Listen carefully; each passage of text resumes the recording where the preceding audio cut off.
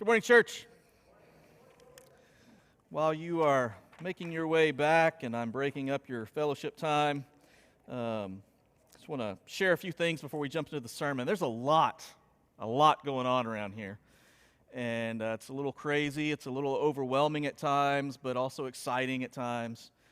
And so kind of want to update you. In case you've forgotten, or if you're just new with us, we sold our building, and we are now leasing this building. The church that we sold it to has graciously allowed us to set up a lease with them, and that way we don't have to rush out and try to find something, and rush into making decisions. So they're giving us that, and that's a great blessing.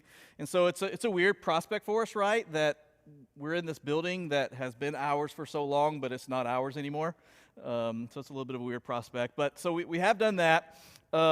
We have a team in place that is actively looking for places that might work out for us to be our new home. We have a couple of things that are like ideal situations, a couple of wishes that we have, and again, they're ideal, so they may not work out, but we would love it if we found some place that was, a current facility that just took a little bit of remodeling to kind of fit our needs and our desires. We don't want to overhaul an entire place. But again, that's just in an ideal world. That's our wish, but it may not happen that way. Another one is that we really would love it if it was like someplace within this general vicinity, within 5-mile radius of here, so that any move won't be a great big move for any of us. But again, that's in an ideal world. That's a wish that we have. Really, we've thrown the net out over the entire county. And I think we have some people this week who are going to go out and look at 3 or 4 different buildings that we've heard about. And again, those are kind of scattered all out, and we're going to look and see if they fit our needs or not. But we have a team that's in place that's doing all of that.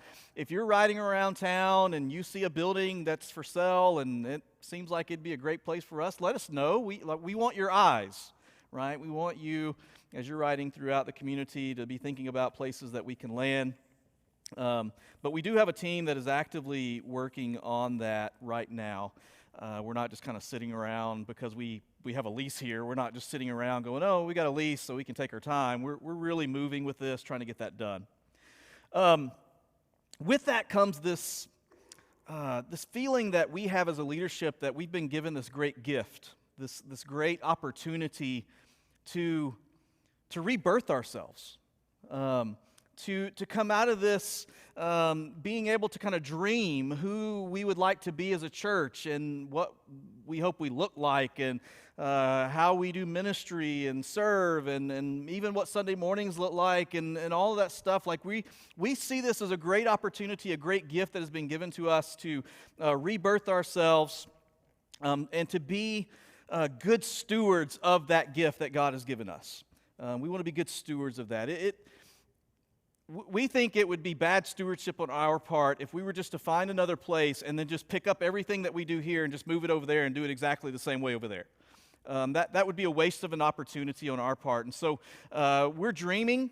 Last weekend, the elders and the ministry staff got together and spent the weekend just kind of dreaming what could things look like in the future. We asked a bunch of questions that we're going to try to address. We just really kind of I don't know, we have an opportunity now to ask questions that we haven't been able to ask before and to dream in ways that we've never been able to dream before. And what's really cool about this is not new for this church.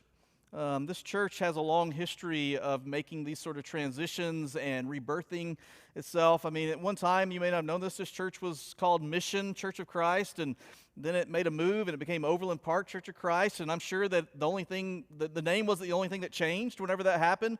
There were a lot of other changes that took place, and then over the decades, we've gone through a lot of changes. We're just a church that's just known for kind of evolving and transitioning, and so this is another step in that journey, and we're really excited about it. We're overwhelmed.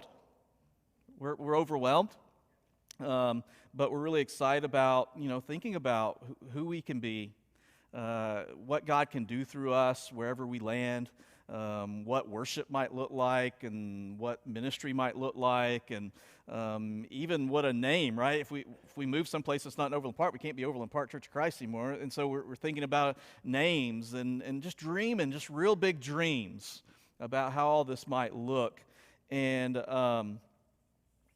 we covet your prayers with that, right? We want you to pray for this leadership, for the ministry staff, for the elders, for the ministers on staff, that we really discern, that we're able to discern God's will in all this and what God is calling us to.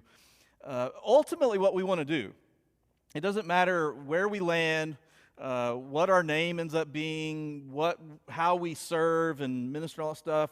Ultimately, what we want to do is we want to make sure we keep doing this, right? We want to make sure that this is what we continue to do wherever we are, that we're joining in the work of Jesus. What we have to decide is, what is the work of Jesus in whatever particular place we're going, right? What is God doing in that particular place? And so we're thinking through those things right now. As we've reminded ourselves as leadership, that place will help us determine that, right? We're not going to be able to guess all this before we get there. Wherever we land, that's going to have some determination of what kind of ministry we do, because the needs of whatever community we land in may be very different than the needs right here. And so we're praying through that, dreaming through that, just planning. The other thing that I want to talk to you about is something that's very personal to me, and I mentioned this. I talked to you about this back in September. I talked about this desire that I have to transition out of ministry, to figure out kind of where I fit outside of being the preaching minister for the OP Church. I haven't talked a whole lot about that since September, and one of the main reasons is because it's not the most encouraging news for me. It's kind of, it's almost, just being perfectly honest, it's kind of embarrassing to come up here and say, well, I haven't found it yet. No one's hired me yet. But that's kind of where I'm at. If I'm just being real honest, I'm still in the transition. I'm still trying to figure out where I land, where my gift set and my talents and experience, where that can be best used outside of being a preaching minister. Some days I feel like I'm getting closer, and then there's other days where I feel like, man, I don't know if it's ever going to happen. But it's still very much on my heart to do this. I feel like it's best for me and for my family. And so keep praying for me, please. And keep asking me. Many of you ask. I just don't come up here on the stage and talk about it a lot, but I talk to many of you in the pews and in the hallways about it. What does that mean for preaching going forward? I want you to know that we're thinking about that a lot. Zach and Taylor and I worked hard to put together a preaching calendar for 2023. In case, next week I find out I've been, accepted a job or something like that, like what's going to happen with the preaching? We don't want that to fall through the cracks. And we have been gifted here at this church with some amazing, very talented preachers, both on staff and in the missional partners. And so Zach and Taylor and I got together at the end of last year and just thought through what could a preaching calendar look like for 2023, where I'm not preaching every Sunday and we're using other people. And we have that calendar all planned out. And I think it's really a good calendar and a good plan for where we want to go with our preaching. And it's going to involve Taylor, and it's going to involve Zach, and it's going to involve me a little bit. It's going to involve others in our congregation who are able to preach.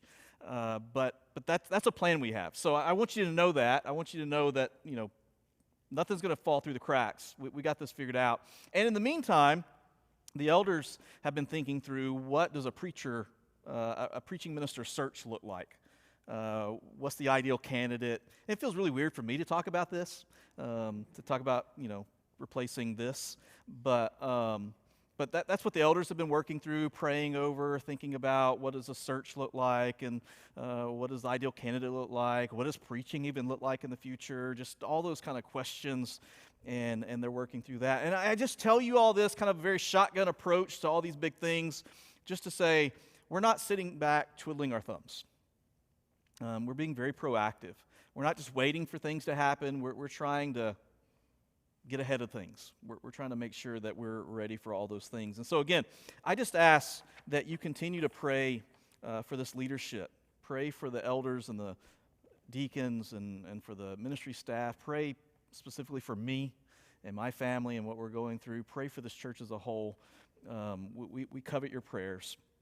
Again, a lot is going on. It's overwhelming, right, Scott? It's overwhelming, but it's also exciting. It's also exciting, and so we look forward to seeing where God's taking all this, and I hope you are too. Okay, so enough about that. Let's get into our sermon. N.T. Wright, a scholar many of you know, N.T. Wright once said this: biblical faith is a singing faith. From Miriam's wild song of triumph on the shores of the Red Sea to the thunderous song of all creation at the triumph of the Lamb.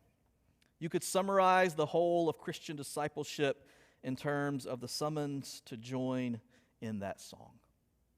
I really like that from him. Biblical faith is a singing faith. Ours is a singing faith, and I agree with him in that. That singing has always played a huge role in God and his relationship with his people. That this is one of the major ways that we communicate with God is through song, that ours is a singing faith. And so N.T. Wright references in his quote, he references Miriam's song.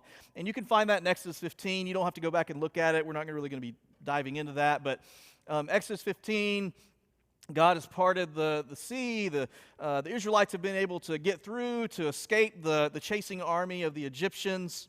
The sea is closed in on the Egyptians. They're on the other side.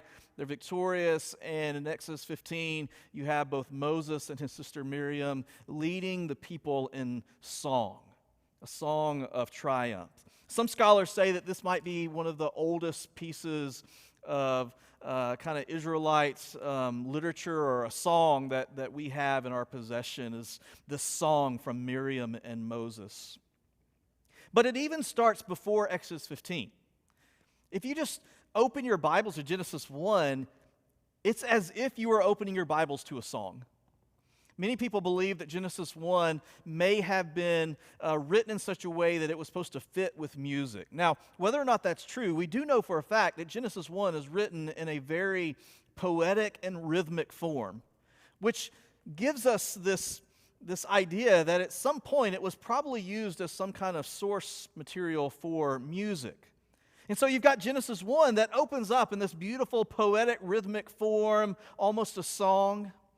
And then you go all the way through the Bible and you get to Revelation, and N.T. Wright mentions that at the end of Revelation, John shares with us this thunderous song of all creation. And so in Revelation chapter 5, you've got all of creation surrounding the Lamb and the throne. It says, "Then I heard every creature in heaven and on earth and under the earth and in the sea and all that is in them. They were all singing," John says. They were all singing. "To the one seated on the throne and to the Lamb be blessing and honor and glory and might forever and ever." And so our Bibles are bookended by song, right? Genesis 1 opens in song. Revelation ends in song. Our Bibles are bookended in song. And then all between Genesis and Revelation, you get songs. You get God's people breaking into song.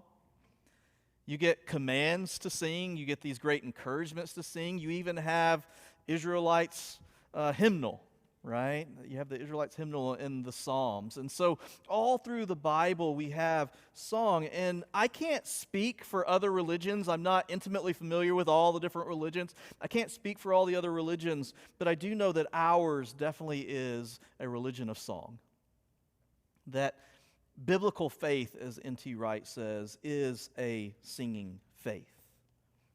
And so with that in mind, what I want to do this morning is I want us to spend some time looking at a phrase that gets repeated quite often in the Bible. You find it a lot in the Old Testament, but you can find it a little bit in the New Testament. It gets repeated quite often, and I've never really heard a sermon on this phrase before. I've never sat through a Bible class on this before. The first place we find it is in Psalm 33. And it says this: "Rejoice in the Lord, O you righteous. Praise befits the upright. Praise the Lord with the lyre. Make melody to him with the harp of 10 strings." And then let's say it together, church. "Sing to him a new song. Play skillfully on the strings with loud shouts." Sing to him a new song. Sing to him a new song. Like I said, this gets repeated quite often, especially in the Psalms, but not just in the Psalms. It's other places as well. Psalm 96 says, "Oh, sing to the Lord a new song. Sing to the Lord all the earth." Psalm 98, "Oh, sing to the Lord a new song, for he has done marvelous things." Psalm 149, "Praise the Lord. Sing to the Lord a new song, his praise in the assembly of the faithful." It's not just the Psalms, as I mentioned. It's also in other places. Isaiah 42 is one of those. It says, "Sing to the Lord a..." Man, you are good. Especially Raj. Raj is really good. Sing to the Lord a new song. And so you've got all these they're almost like commands, right? Encouragement. Sing to the Lord a new song. But then we find places where it's not just a command or an encouragement, but someone has been given a new song. And so David in Psalm 40, a passage we're going to look at a little more deeply here in a moment. But David says, "I waited patiently for the Lord, for he inclined to me and heard my cry. He drew me up from the desolate pit out of the miry bog, and he set my feet upon a rock, making my steps secure." He put a new song in my mouth, right? This isn't sing to him a new song. This is David saying, he gave me a song to sing. He put a song in my mouth. He put a song of praise in my heart. Later on in another psalm, in Psalm 144, David will say again, "I will sing to him a new song." I will sing to him a new song. So, singing a new song. Sing to him a new song. What is this new song that we're supposed to be singing? What does it sound like? What does it look like? And most importantly, what does this mean for those of you that really love the oldies and think all we do is sing new songs? What does it mean for you? Well, we're going to dig a little deeper into this today. And the first thing I want to say, though, before we kind of really get into it, is this is, out of all the new things that we've talked about in the series, right? We're in the series called New. Out of all the new things that we've talked about, this is the first one that is something that we offer to God. All the others have been things that God has offered to us. So new life, new heart and spirit, new heavens and new earth, new creation, new covenant. Like all these things are gifts that are given to us from God. They are the new thing that comes from God to us. This, out of the series at least, is the only thing that is new that comes from us and goes to God. This is the new thing that we offer him, is that we offer him a new song. So again, what is this new song? What is this new song? Well, surprisingly, very little is said about this among scholars. I mean, I tried to dig around and find some people that could give me some answers because I don't have them.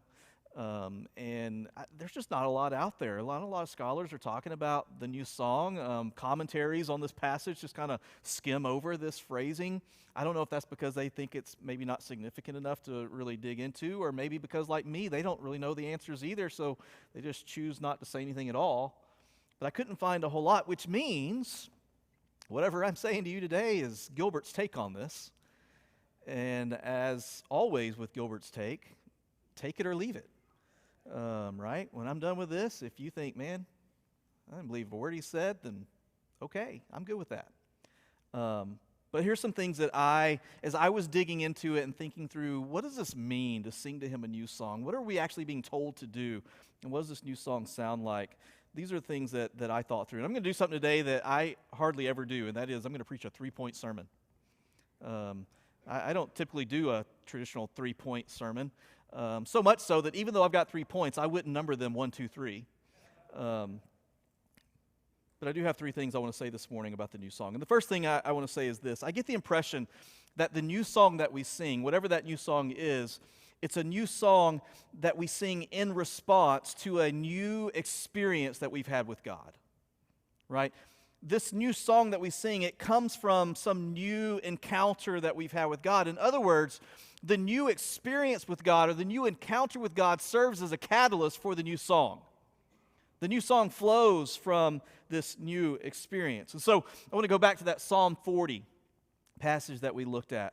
There, that psalm is attributed to David.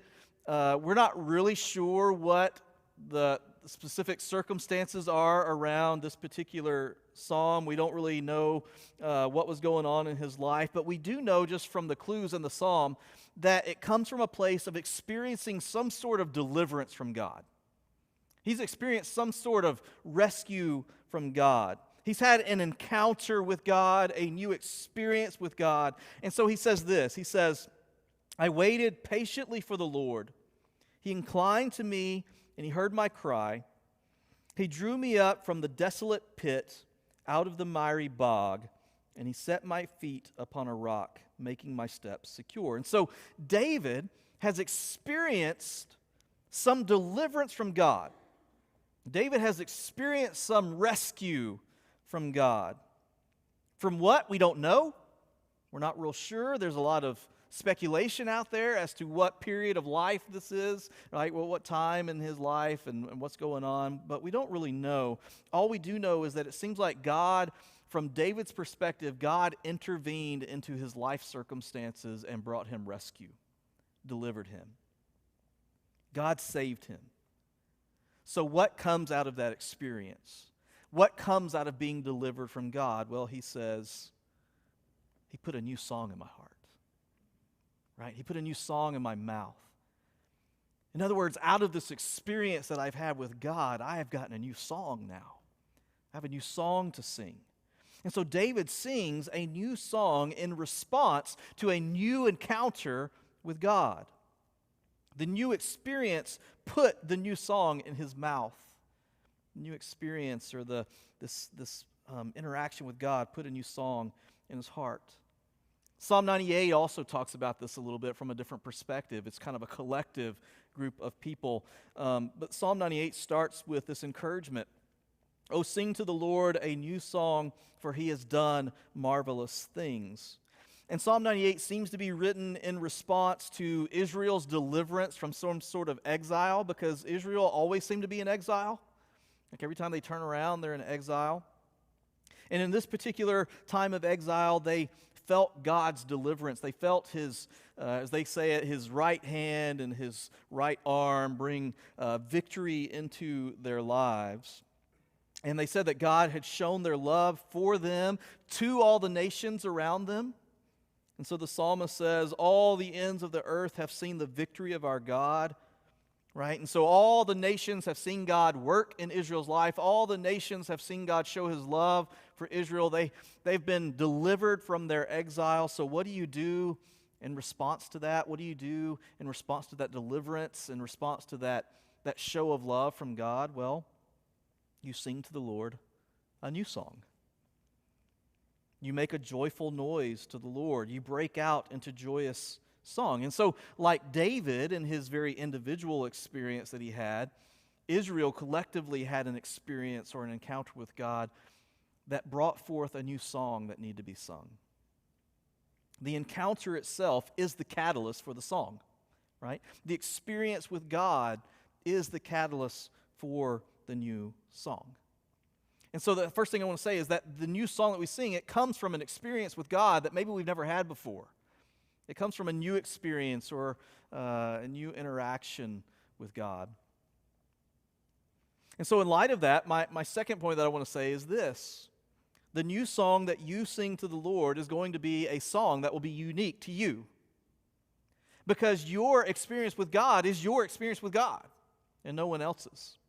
Your deliverance is your deliverance and no one else's. It doesn't mean that we haven't all experienced deliverance, right? We all have the similar experience.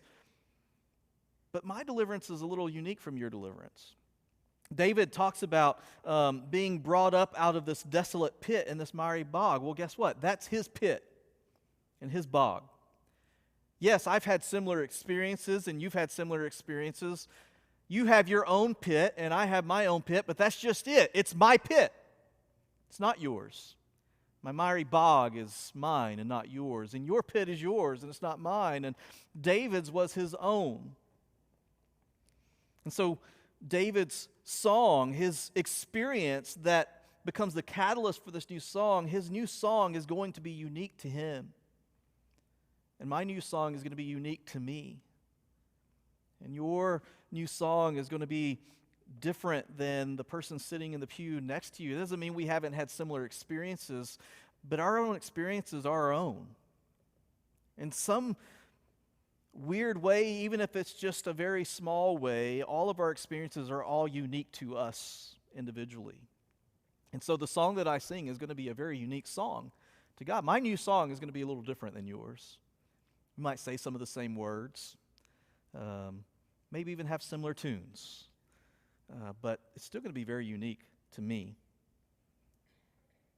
And so our new song comes from a new experience or a new encounter with God, and then because our own experiences are our own, and our own encounters are our own, that means that the song that comes from that is going to be a very unique song in itself. The third thing I want to say about this is probably going to sound a little bit like a curveball considering what I said about its own uniqueness, and that is this. A new song doesn't necessarily mean that it's a new song.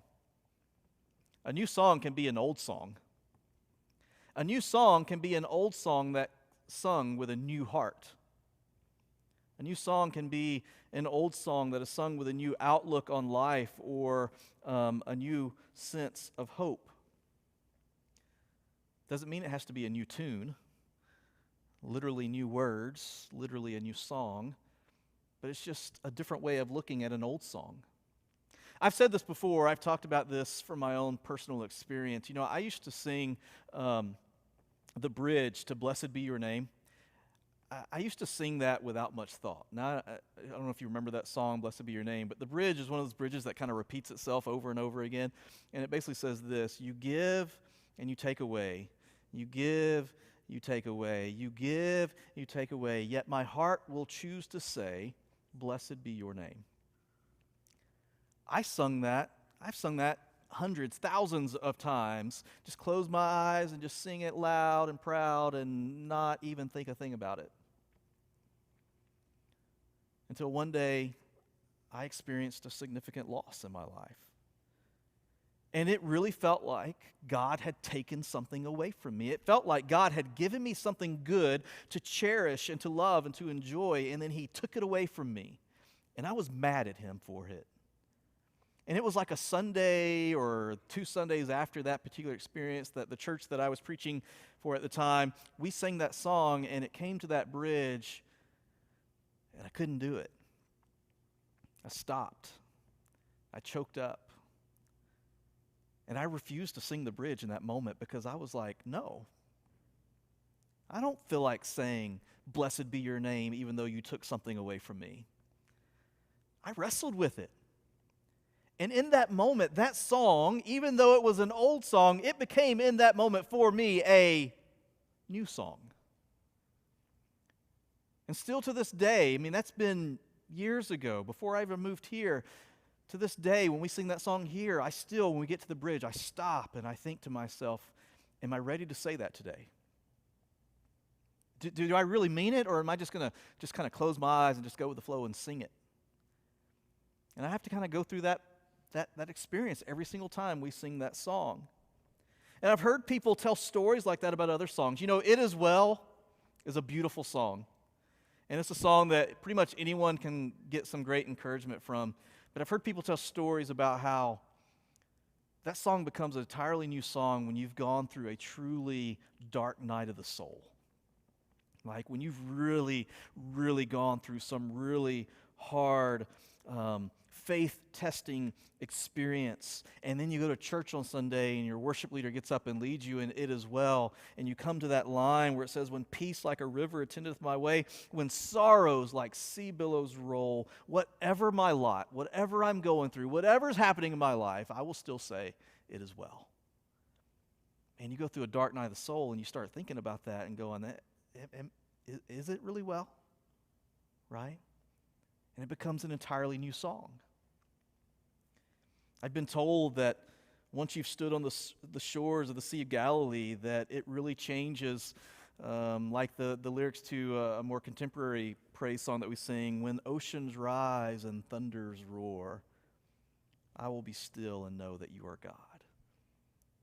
That once you've stood on the shores of the Sea of Galilee and you've been in a place where Jesus literally and the disciples experienced thunders roaring and the waves coming up, and being able to say, do not fear. That it changes the way you sing that song or you look at that song. And so, good news for those of you that love the oldies. A new song doesn't mean it has to be an actual new song. We can still sing the oldies. But those old songs take on new meaning in our lives depending on what we've gone through, depending on the experiences that we've gone through in life. And when we've gone through those things, it's like God, like David says, God gave me a new song to sing in this moment. God has given me a new song with this encounter. God has given me a new song with this deliverance. Now, a new song can be a new song, right? It can be an entirely new set of lyrics and a new tune and all that. But it can also be an old song that's just sung with a new heart. An old song that's sung with a new outlook on life or a new sense of hope. I guarantee you that when we're all standing in the new heavens and the new earth and we're before the throne of God, holy, holy, holy is going to take on a whole new meaning. Amen? Holy, holy, holy is going to be an entirely different song for us. So, church, sing to the Lord a new song. Sing to the Lord all the earth. Sing to the Lord, bless his name. Tell of his salvation today. My question is, what will your new song say?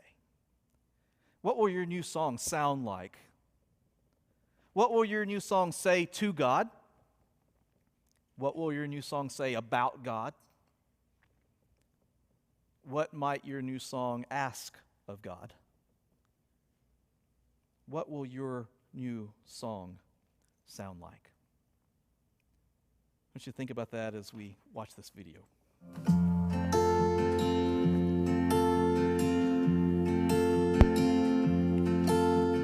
My new song is about my children. It is often the literal song that I sing to them to teach them about God. My new song is also a prayer for the futures of my kids. I pray that they will grow in God and maintain their faith in Him. I think my new song would really be a song of renewal. That's what I would celebrate with God and with other people, is just to share my story of how the things that have held me back, whether it's sin or guilt or shame or things that I'm struggling with, God's given me renewal each and every morning. My new song is one of gratitude. God, I thank you for the experiences that have helped shape and mold me into the person that you created me to be. I'm thankful that you know the depths of my soul and still you sent your son to die on the cross for my sins. I think my new song would be something like this. Slow down and feel and experience God. Enjoy working out with my wife at 5 a.m. with friends. Be okay with the new aches and pains, new meds, and even a trip to the ER. Walk and relate to others no matter where they are on their journey of knowing Jesus. Slow down and feel and experience God. My new song to God is always a response to a new awareness of just his incredible love for me. And I think when all of us, each of us, is singing our new song to God together, it glorifies him and it binds us together as his people.